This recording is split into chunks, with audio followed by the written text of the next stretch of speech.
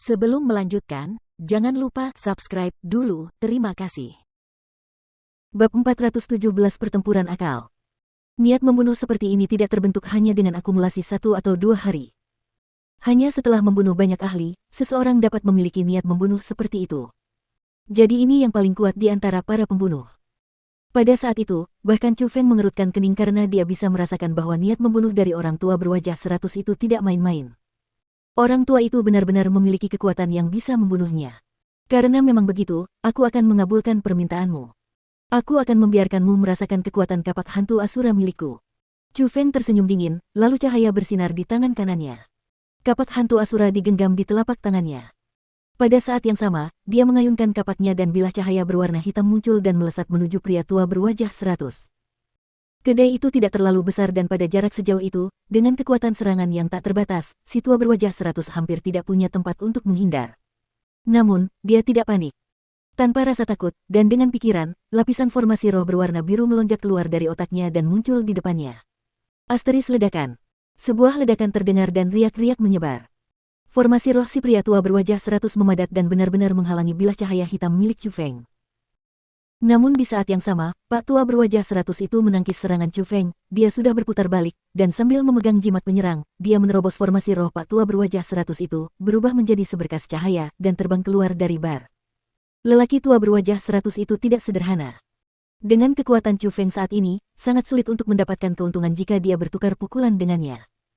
Sebelum memiliki keyakinan mutlak, akan lebih bijaksana baginya untuk melarikan diri terlebih dahulu. Jadi, sejak awal, dia tidak pernah berencana untuk benar-benar bertarung dengan lelaki tua berwajah 100. Dia telah berencana untuk melarikan diri. Sial, dia meletakkan formasi roh sebelumnya. Namun, saat dia terbang keluar dari bar, Chu Feng berhenti di udara karena dia terkejut menemukan bahwa di luar bar, ada lebih banyak formasi roh. Pria tua berwajah 100 sebenarnya telah meletakkan formasi roh terlebih dahulu. Selain itu, ada banyak formasi roh. Tidak hanya 1 atau 2. Setidaknya ada selusin atau lebih dan itu menyegel kota, mengikat Chu Feng di dalamnya. Dasar bocah licik. Namun, bagaimana mungkin aku, yang pernah melihat kecepatanmu yang mengerikan sebelumnya, tidak memiliki tindakan pencegahan sebelum datang kepadamu dan menyerang. Tepat pada saat itu, tawa si tua berwajah 100 terdengar lagi. Kau pernah melihatku sebelumnya. Chu Feng mengerutkan kening. Ia merasa bahwa si pria tua berwajah 100 itu tampaknya memahaminya dengan sangat jelas. Haha, tanpa menyembunyikan apapun, aku adalah ahli dalam Light Drang or Dreaming. Pada hari itu, ketika kamu bertarung dengan Song King Feng dan yang lainnya, aku berada di sisi yang menonton. Aku sudah tahu dengan jelas metodemu di hatiku. Kau menguasai 2 keterampilan rahasia yang tiada taraf. Yang satu adalah baju besi berwarna hijau muda yang dapat melindungi tubuhmu, yang lainnya adalah cakar harimau berwarna putih yang mengandung kekuatan pembantaian. Namun, kekuatanmu terlalu lemah dan kau masih belum dapat menggunakan kekuatan sebenarnya dari keterampilan rahasia yang tiada taraf ini. Saat ini, yang terkuat darimu adalah kecepatan, karena kau menguasai keterampilan bela diri berwarna biru yang tampak seperti naga. Keterampilan bela diri itu sangat cepat. Aku belum pernah melihat keterampilan bela diri fisik yang begitu mendalam, jadi aku yakin itu telah melampaui peringkat 8 dan merupakan keterampilan bela diri peringkat 9. Namun, meskipun keterampilan bela diri itu cepat, itu hanya cocok untuk mengejar dan melarikan diri.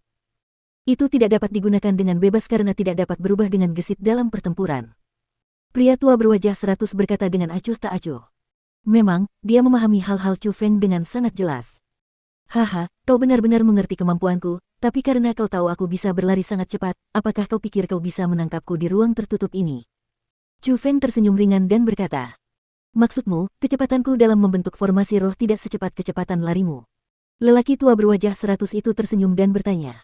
Cobalah dan kamu akan tahu. Asteris suara mendesing. Chu Feng berteriak keras dan naga biru di bawahnya telah terbang dan menjadi garis cahaya saat ia mulai berlari cepat di langit. Dan pada saat yang sama, si tua berwajah 100 juga berkehendak dan meletakkan formasi roh sesuai keinginannya dan ingin menyelimuti Chu Feng. Namun, dia tidak dapat berbuat apa-apa karena kecepatannya dalam meletakkan formasi roh benar-benar tidak secepat kecepatan lari Chu Feng. Kamu cukup cepat, tetapi jika aku mengecilkan formasi roh yang menyegelmu, tidak peduli seberapa cepat kamu berlari, kemana kamu bisa pergi. Pria tua berwajah 100 tidak gelisah. Dia tidak lagi mengejar Chu Feng. Dia mendarat di tanah, dan mulai mengubah formasi roh yang telah dia buat sebelumnya. Memang, setelah dia mengubahnya, formasi roh yang awalnya menyegel area itu malah mulai menyusut dengan cepat. Hal itu menyebabkan Chu Feng berangsur-angsur menjadi burung dalam sangkar karena di tanah itu, dia tidak lagi memiliki ruang untuk terbang bebas. Haha, larilah. Teruslah berlari. Biarkan aku melihat bagaimana kau masih bisa berlari.